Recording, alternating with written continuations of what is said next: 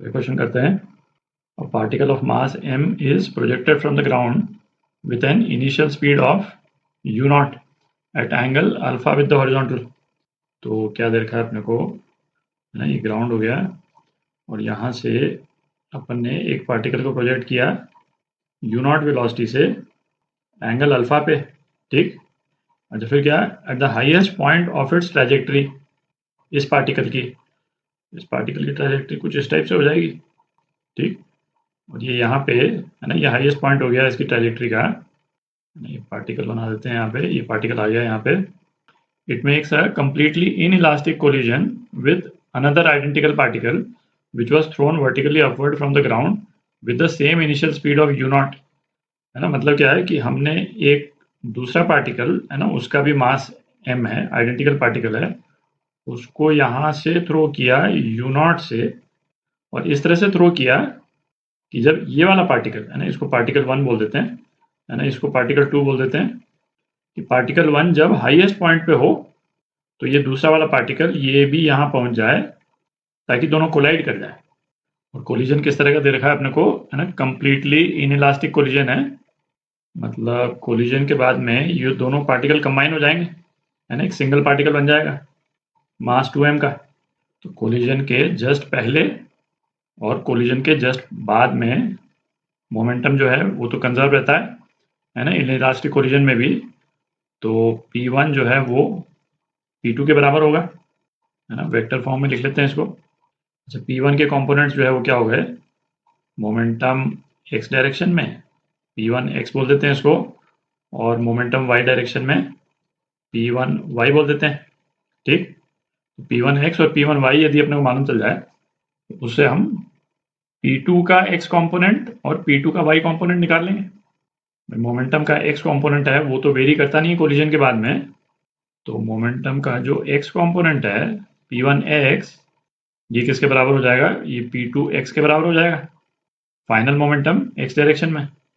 और P1y है ना, इस सिस्टम का मोमेंटम y डायरेक्शन में, कोलिजन के पहले ये किसके बराबर हो जाएगा, कोलिजन के बाद का मोमेंटम y डायरेक्शन में, ठीक। तो अपन अलग अलग ही इक्वेट कर लेंगे, उससे अपने पास में क्या आ जाएगा, जो ये कंबाइंड बॉडी है ना, उसकी वेलोसिटी के कंपोनेंट्स आ जाएंगे अपने पास में। क्योंकि हमसे पूछा क्या है, the angle that the composite system मतलब ये combined mass makes with the horizontal immediately after the collision. तो कंबाइंड मास की वेलोसिटी आ जाएगी, तो ये एंगल निकाल लेंगे अपन, ठीक। तो अब आप देखें, ये पार्टिकल 2 जो है उसकी वेलोसिटी तो कॉन्टिन्यूसली वर्टिकली है एक्स डायरेक्शन में, तो ये कोई मोमेंटम कंट्रीब्यूट करेगा नहीं। तो एक्स डायरेक्शन का जो कंट्रीब्यूशन है P1x, है ना, ये कहाँ से आएगा, ये पार्टिकल 1 है ना, मास इसका m ही है, और पार्टिकल 1 की वेलोसिटी एक्स डायरेक्शन में है ना, जो कि क्या है u नॉट कॉस अल्फा, जो कि कांस्टेंट रहती है, तो मालूम है अपने को, तो m u not cos alpha, ठीक।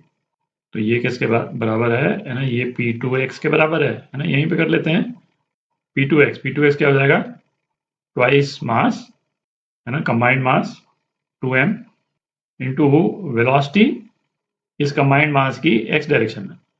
तो यहीं पे लिख लेते हैं Vx जो है वो क्या आ गया, u not cos alpha upon 2, ठीक।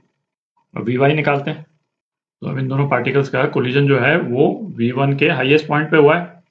तो हाईएस्ट पॉइंट पे जो हाइट है इसको अपन कैपिटल H बोल देते हैं। तो कैपिटल H निकालते हैं अपन, है ना, ये वाला फॉर्मूला लगा रहे हैं अपन, v square is equal to u square minus 2as, particle 1 की फाइनल वेलोसिटी वर्टिकल डायरेक्शन में 0, वर्टिकल डायरेक्शन में इसकी वेलोसिटी जो है वो क्या हो गई, u नॉट साइन अल्फा। तो u not sine alpha square minus 2gh, तो अपने पास में h की क्या वैल्यू आ गई, u not sine alpha square upon 2g, ठीक। अब सेम हाइट पे ये पार्टिकल 2 की वेलोसिटी क्या होगी, है ना, इसको अपन निकाल सकते हैं, क्योंकि वर्टिकल डायरेक्शन में मोमेंटम जो है वो पार्टिकल 2 ही दे रहा है, पार्टिकल 1 तो दे नहीं रहा। तो इसको निकालते हैं अपन, है ना, पार्टिकल 2 की वेलोसिटी हाइट h पे, इसको मैं v2 बोल देता हूँ, v2 है ना, v2 square is equal to u not square है ना, इनिशियल वेलोसिटी माइनस 2g और h है ना, h अभी अपन ने निकाला you not sine alpha square upon 2g। ठीक, ये कैंसिल आउट हो गया, तो अपने पास में क्या आ गया, यू नॉट स्क्वायर है ना, 1 minus sine square alpha, 1 minus sine square alpha क्या हो गया, कॉस स्क्वायर अल्फा हो गया। तो v2 square you not cos square alpha, तो v2 जो है वो क्या आ गया, plus minus you not cos alpha. इसमें प्लस माइनस क्यों आया है ना, ये भी आप सोच ही सकते हैं कि भाई यदि कोलिजन नहीं होता तो ये सेकंड पार्टिकल ये तो ऊपर ही चला जाता ना, सेकंड पार्टिकल तो ऊपर चला जाता, ऊपर जाके फिर कहीं पे रुकता और फिर उसके बाद में लौट करके आता। तो हाइट h पे है ना, इसकी एक वेलोसिटी, अपन नीचे के डायरेक्शन को नेगेटिव ले रहे हैं है ना, ग्रेविटी के डायरेक्शन को नेगेटिव, तो ऊपर का डायरेक्शन पॉजिटिव ले रहे हैं अपन। तो हाइट h पे इसकी एक वेलोसिटी पॉजिटिव होती है, एक वेलोसिटी नेगेटिव होती है ना, डायरेक्शन रिवर्स होता है, इसीलिए प्लस माइनस आया है यहाँ पे है ना। हमको तो मैग्नीट्यूड से मतलब है, तो मैग्नीट्यूड आ गया अपने पास में है ना, यू नॉट कॉस अल्फा। थोड़ी जगह बनाते हैं, तो अब कोलिजन के है ना, बिफोर कोलिजन आफ्टर कोलिजन जो वाई डायरेक्शन में मोमेंटम है ना, उसको अपन इक्वेट कर रहे हैं। तो बिफोर कोलिजन p1y है ना, ये क्या हो जाएगा mv2, तो m into you not cos alpha, और वाई डायरेक्शन में कंबाइंड सिस्टम मतलब दोनों बॉडीज का कंबाइंड मास, इसका मोमेंटम वो क्या हो जाएगा 2mv बोल देते हैं इसको। तो vy जो है वो क्या आ गया अपने पास है ना, you not cos alpha by 2 आ गया। तो अब आप इसको कंपेयर करें है ना, vy का मैग्नीट्यूड और vx का मैग्नीट्यूड सेम है ना, एग्जैक्टली आइडेंटिकल है vx और vy।